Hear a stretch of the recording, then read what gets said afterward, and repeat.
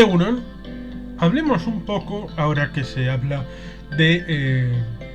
el concepto de la Organización de Naciones Unidas y su supuesta destrucción, desfase, respecto a las necesidades del mundo en que vivimos, acerca del veto y de la incapacidad supuestamente respecto a la toma de decisiones en el Consejo de Seguridad y en la Asamblea General de las Naciones Unidas. Hagamos un poco de memoria para entender cómo este elemento del Consejo de Seguridad y de la Asamblea General es un avance histórico que, aunque merece una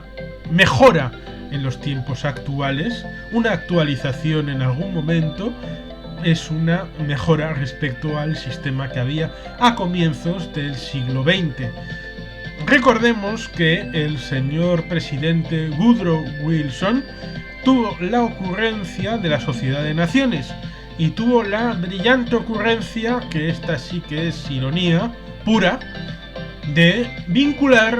la constitución de la Sociedad de Naciones con el Tratado de Paz de Versalles, en la confianza de que en el siglo XIX y comienzos del siglo XX el Congreso de los Estados Unidos jamás había rechazado un tratado de paz. Con lo cual, como podemos ver en una cosa que hay en Los Simpsons, cuando en el capítulo que quieren eliminar la capacidad de los aviones para pasar por encima de la casa de los Simpsons en Springfield,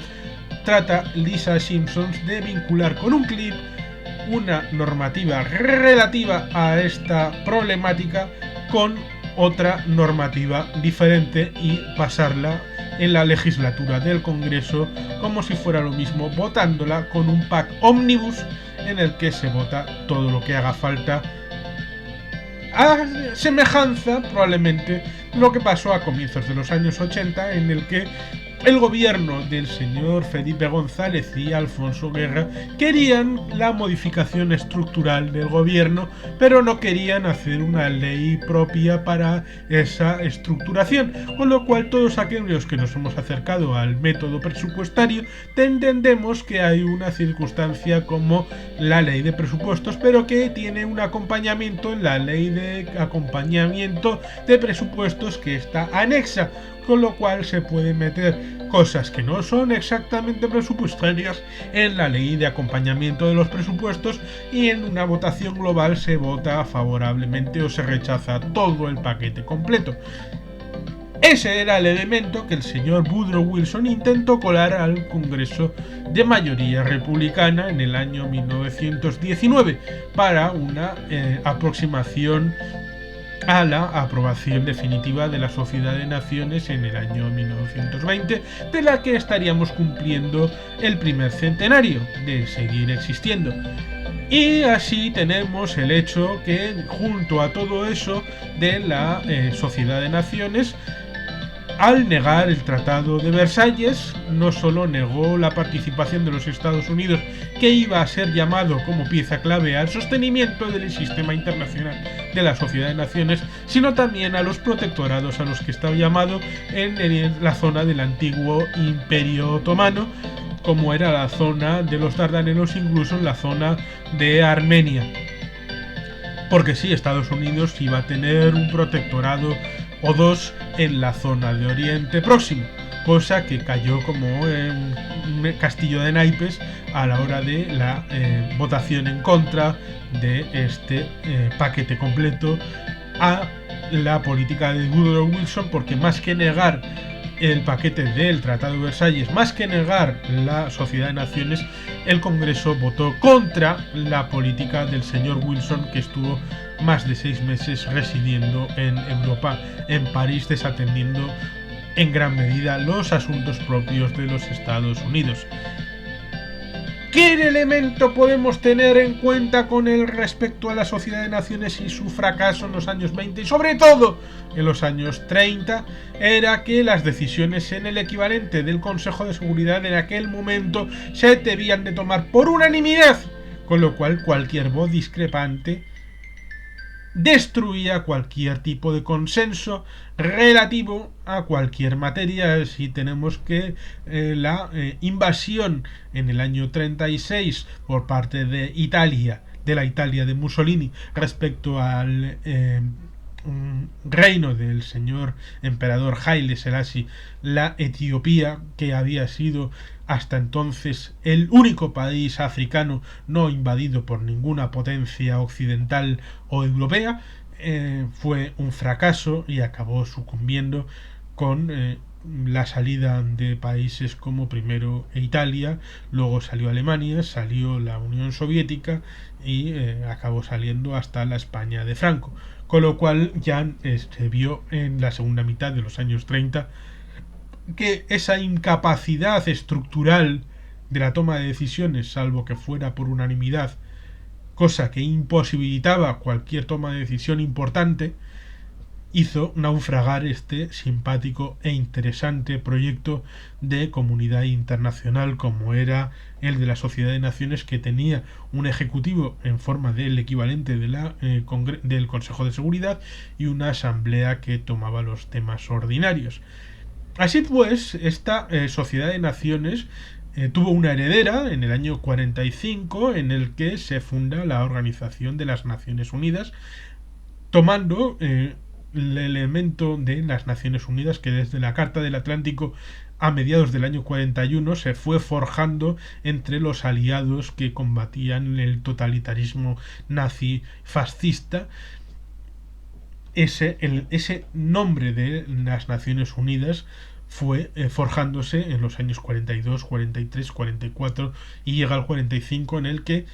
debe estructurarse de una manera y por eso se llama la Organización de las Naciones Unidas. Como la OTAN es la Organización del Tratado del Atlántico Norte, que toma el Tratado del Atlántico Norte, la Carta del Atlántico Norte, y lo estructura de una forma permanente para una organización de carácter permanente y estructural, valga la redundancia, para vehiculizar todas esas necesidades y vocaciones que había en los países aliados. Tenemos así pues que en el Consejo de Seguridad de las Naciones Unidas se pasa de la necesidad de una unanimidad, como había antes en la Sociedad de Naciones, pasamos a una vocación mayoritaria en el que la mitad más uno es básico para la toma de decisiones. Claro está que los 5 grandes tienen derecho a veto, pero incluso en este elemento hay una innovación, porque en los primeros tiempos del Consejo de Seguridad había solamente 2 posibilidades de votación entre los miembros permanentes y no permanentes, como era el sí, el no y la abstención. Perdón, la abstención no existía. Votabas sí o votabas no. Y votar no implicaba imprescindiblemente e implacablemente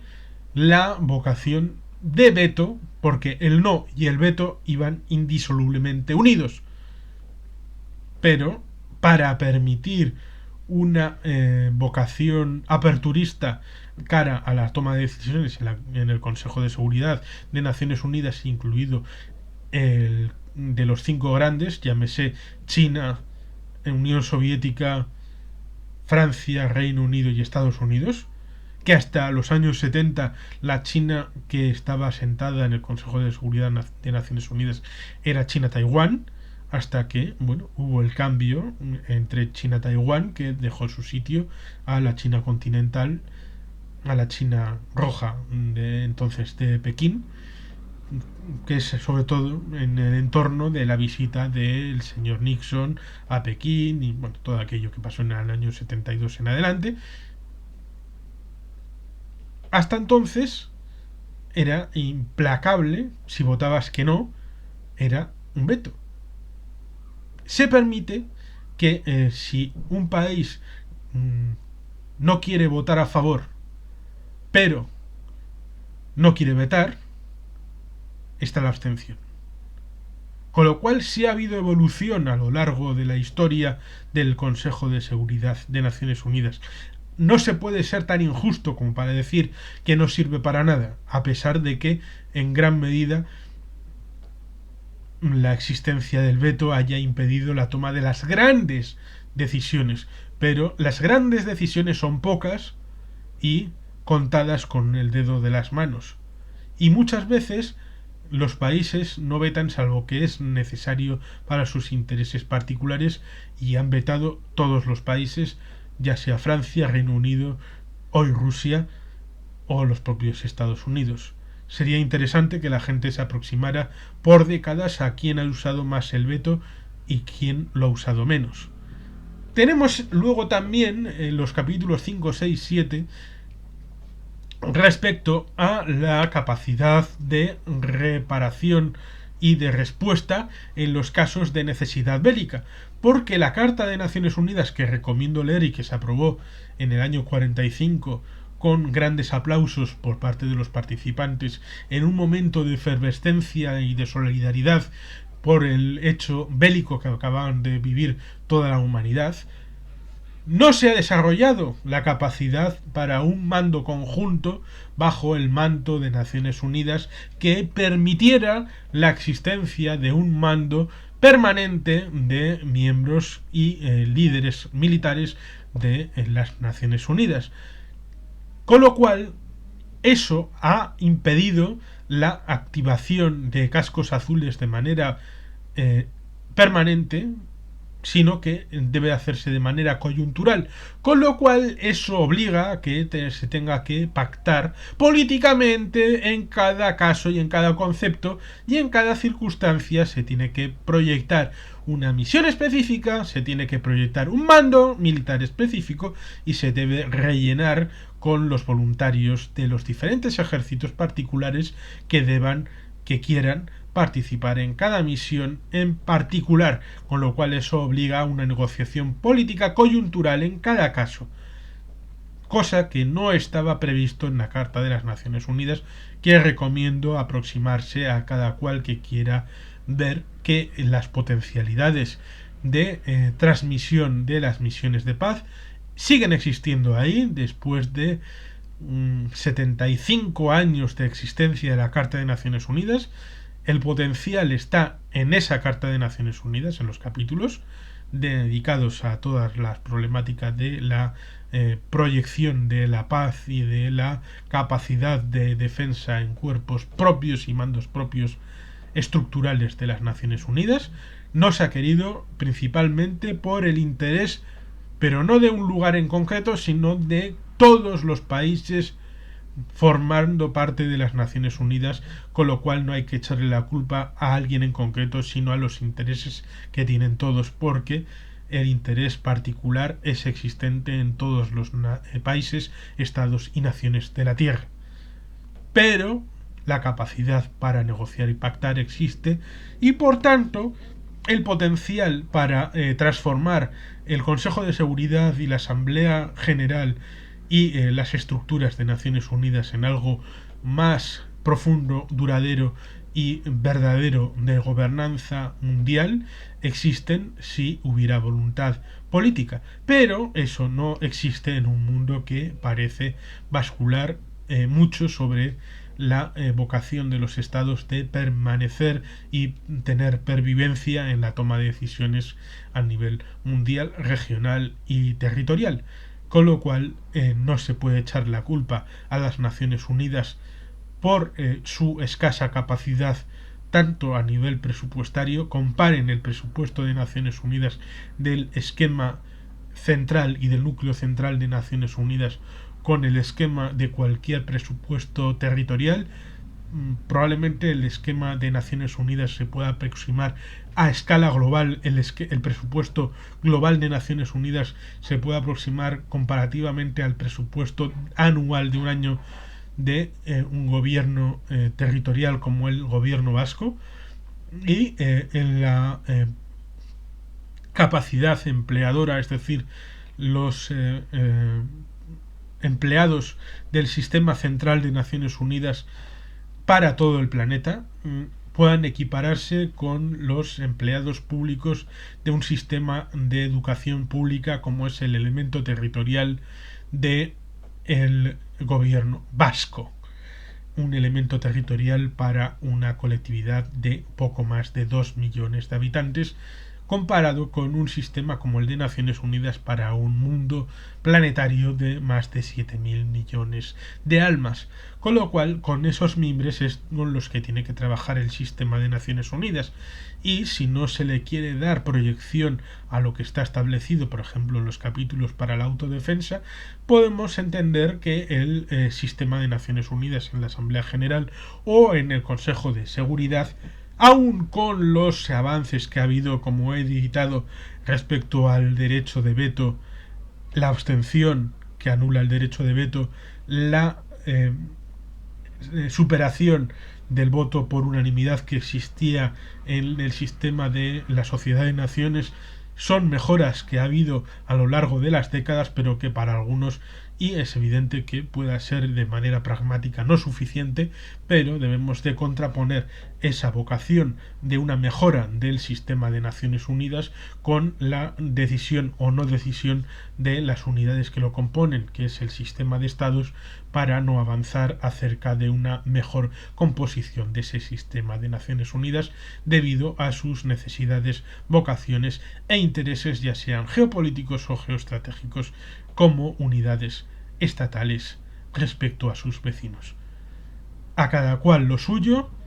y cada cual responsable de lo que le corresponde. Sin más, y con la vocación de que en algún momento podamos avanzar en el sistema de Naciones Unidas,